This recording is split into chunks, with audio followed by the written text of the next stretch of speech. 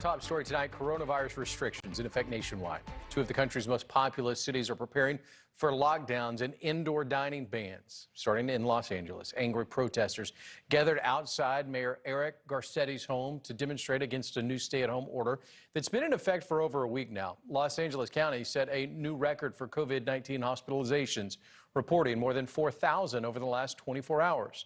And a similar scene further north in San Francisco, where protesters gathered outside Mayor London Breed's house, calling for an end to what they call unnecessary and devastating restrictions.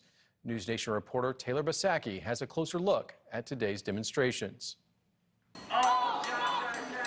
On Sunday, people part of a group called Open San Francisco gathered outside of Mayor London Breed's home, protesting the recent closure of businesses during the stay-at-home order. Their demands include reopening business activities like outdoor dining that haven't been linked to COVID-19 outbreaks in the city. We would like the city of San Francisco to start following actual science and data and not impose rules and regulations that are impenetrable and change daily. For right now, I would like to see the city align with the state. I don't see why we should be closed if the state would allow us to be open. Preempting this when there is immeasurable suffering putting this many people out of work. Danielle Rabkin owns CrossFit Golden Gate, which was one of the many businesses forced to shut down. It's been leveled to the ground. I've actually thought about leaving the city.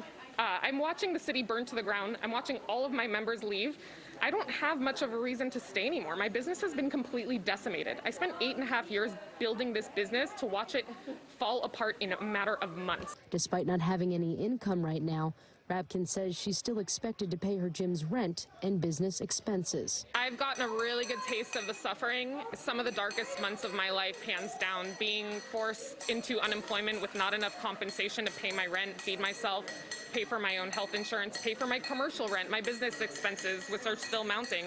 Without any work, the group says the city needs to provide more aid to small businesses and employees. Still no sign of Mayor London Breed on Sunday. However, this group says they'll be reaching out to her office this week.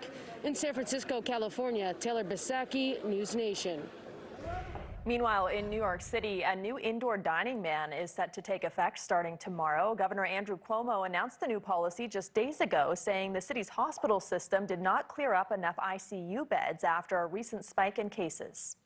The hospitalizations have continued to increase in New York City. We said that we would watch it. If the hospital rate didn't stabilize, we would close indoor dining. It is not. We're going to close indoor dining in New York City on Monday. Outdoor dining and takeout continues. And tonight we're hearing from restaurant owners in New York preparing for yet another crackdown.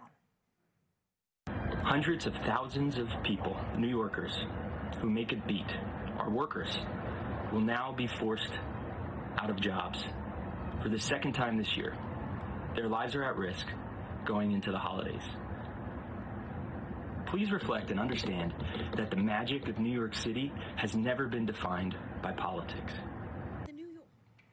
Governor Cuomo said the indoor dining ban is an effort to limit the rising case numbers before the city's hospitals reach 90% capacity. He said if New York reaches that point, he'd be forced to shut down all non-essential businesses.